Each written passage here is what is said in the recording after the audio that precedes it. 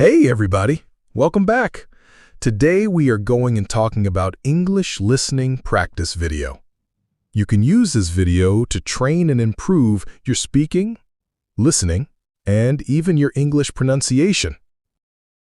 If you have been learning English for a long time and many years, even you not able to speak English clearly, I promise you, here is your best place to learn English for a few months. Learn simple English and get more practice, then speak English just like native. Top 5 English Podcast. YouTube. Hi, everyone. Welcome back to Top 5 English Podcast. I'm Boss. And I'm Bella. So good to have you all with us again. We're super excited about our topic. Today we're talking about something many of you might feel. It's a common challenge, right, Boss? Absolutely, Bella. We hear this all the time. I can understand English, but I can't speak it. Does that sound familiar to you, our wonderful listeners, huh? I bet it does. It's like you watch movies, you listen to songs, you understand what people are saying, but when it's your turn to talk, the words just disappear. Poof. Yes, exactly. It's like a magic trick, but not a fun one. So today we're going to explore why this happens, and more importantly, what we can do about it. How to go from understanding to speaking. Before we jumped into our tips and our chat, please, if you're enjoying our podcast, remember to like this episode. Give us a big thumbs up. Yes, and share it with your friends, your family, anyone who's learning English. The more, the merrier. And of course, if you haven't already, please subscribe to the Top 5 English Podcast. It helps us a lot. It really does. Your support means the world to us. Okay, boss, let's dive in. Why do you think so many people feel this way? I can understand, but I can't speak. That's a great question, Bella.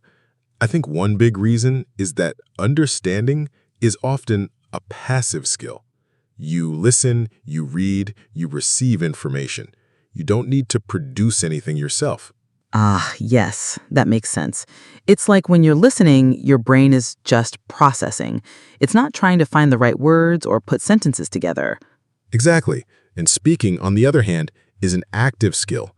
You need to access your vocabulary, remember grammar rules, form sentences, and then say them out loud. It's a completely different muscle. Nod. A different muscle. I like that analogy. So it's like your understanding muscle is super strong, but your speaking muscle needs more exercise. Smiles? Precisely. Think about it like this. You can watch someone play the guitar for hours, and you might understand the notes, the rhythm, the chords, but can you play the guitar right away? No, you need to practice. You need to make your fingers move. That's a perfect example.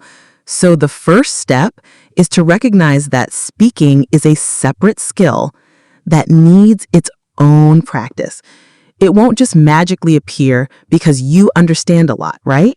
And another reason is often fear.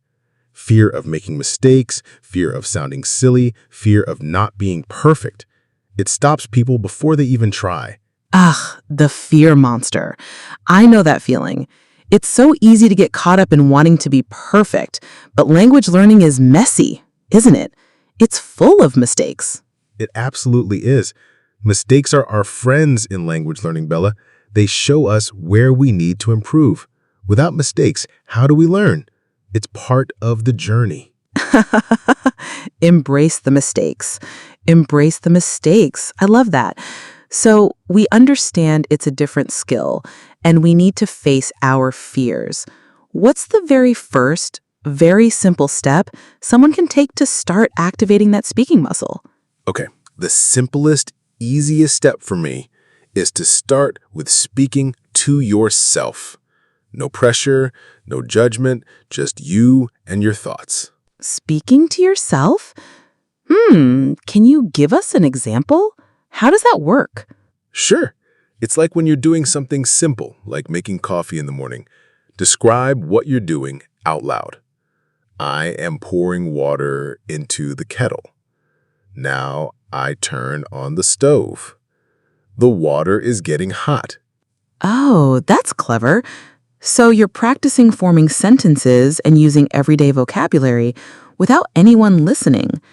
That takes away the fear of judgment. Exactly. Or if you're watching a show, pause it and describe what just happened. The man is running. He looks happy. Simple sentences, no big words needed. Just get your mouth moving and your brain connecting words to actions. Wow, that's such a practical tip. And you can do it anywhere. In the shower, walking to work, cooking dinner. Yes, anytime you have a moment alone. It's like warming up your voice and your brain for English. Think of it as your private English gym. A private English gym. I love it. Okay, so speaking to yourself is tip number 1. What's next for someone who's feeling a bit more confident or wants to take the next step? The next step for me is to record yourself. It might feel a little strange at first, but it's incredibly helpful. Record yourself? Like with a phone? Yes, with your phone. Just open the voice recorder app, talk about your day, describe a picture, read a short text out loud, and then listen back.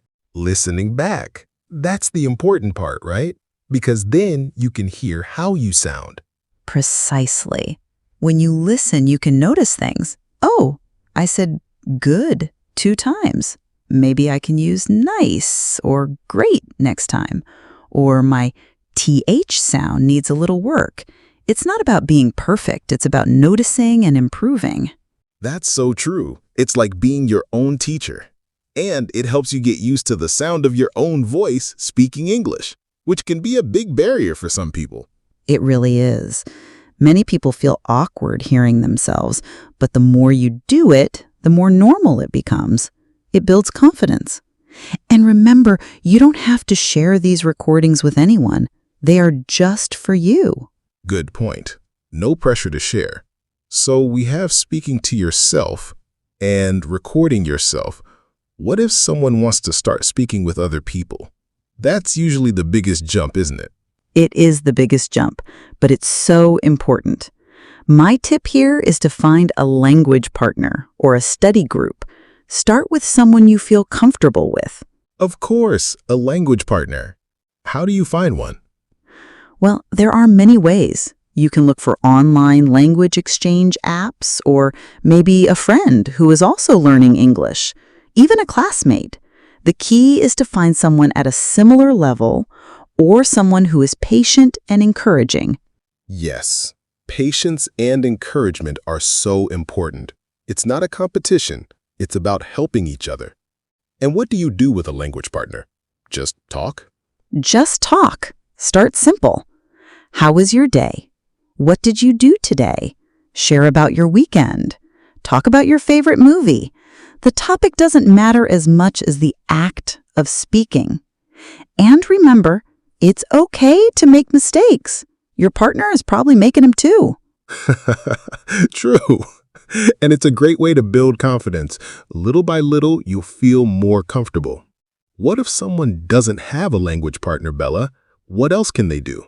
If a language partner isn't possible right now, another fantastic way to practice speaking is to read out loud. Reading out loud? Like reading a book?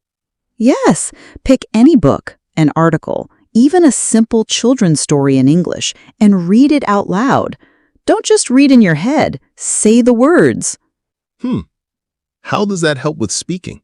It helps in many ways, boss. First, it gets your mouth and tongue used to making English sounds. It builds muscle memory. Second, you're seeing the words, saying them, and hearing them all at once. This connection is super strong for learning. And third, it helps with pronunciation and intonation, how your voice goes up and down. Oh, I see. So it's not just about understanding the words, but about how they sound when you say them. Ah, that makes perfect sense. Exactly. And you can start with just 5 minutes a day. It doesn't have to be a long time. Consistency is more important than quantity. 5 minutes every day is better than an hour once a week. That's a golden rule for all learning, isn't it? Consistency. Okay, We have speaking to yourself, recording yourself, finding a language partner, and reading out loud. These are all great for getting started. What about when someone feels a little more comfortable but still struggles to find the right words in the moment? The tip of the tongue feeling. That's a common one. For that, I recommend focusing on common phrases and sentence patterns. Don't try to translate word for word from your native language. Yes, that's a big trap, isn't it? Translating in your head can slow you down a lot. It really can.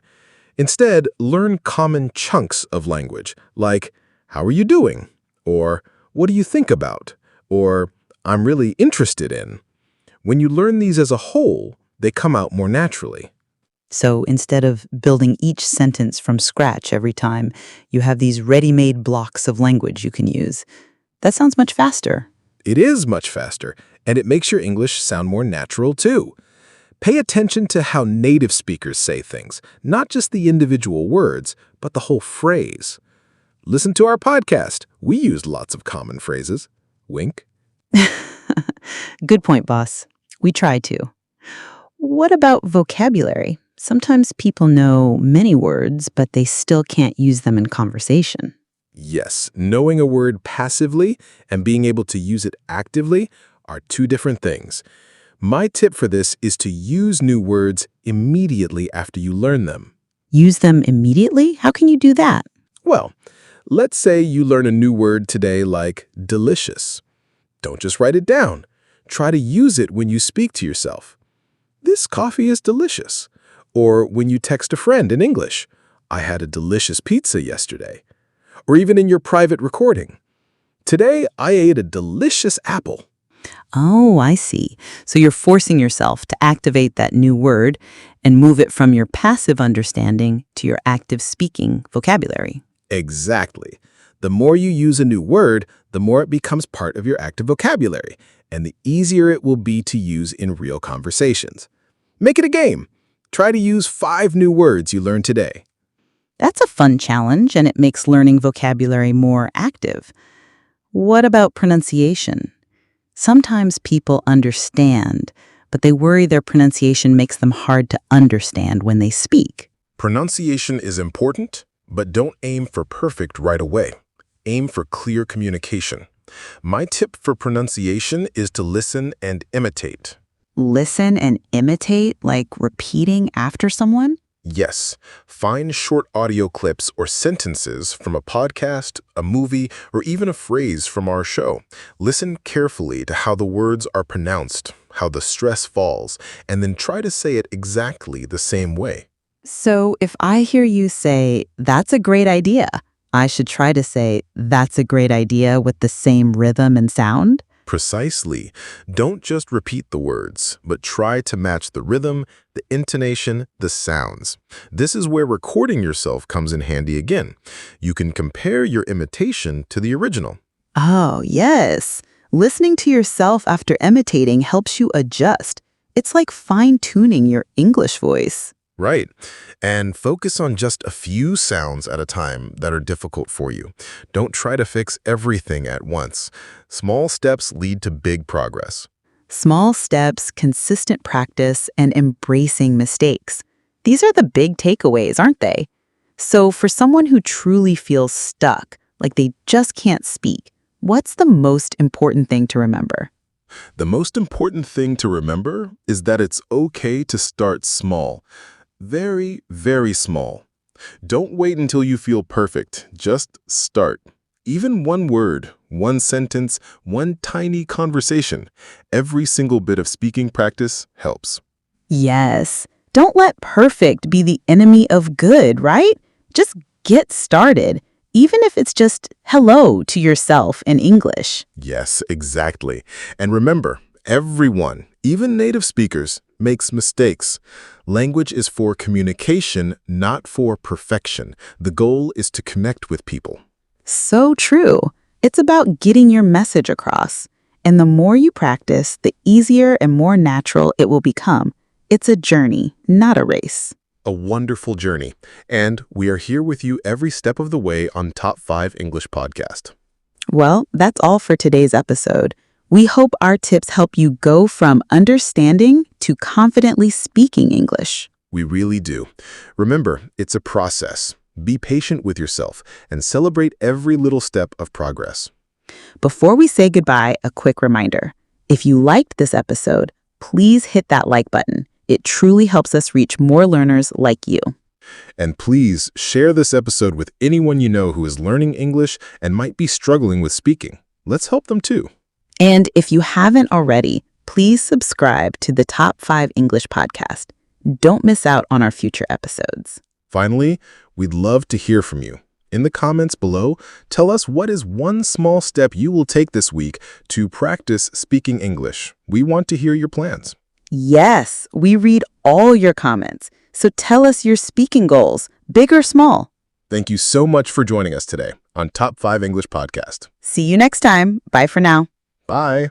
Bye all of you, and keep speaking English. You can do it, just like native.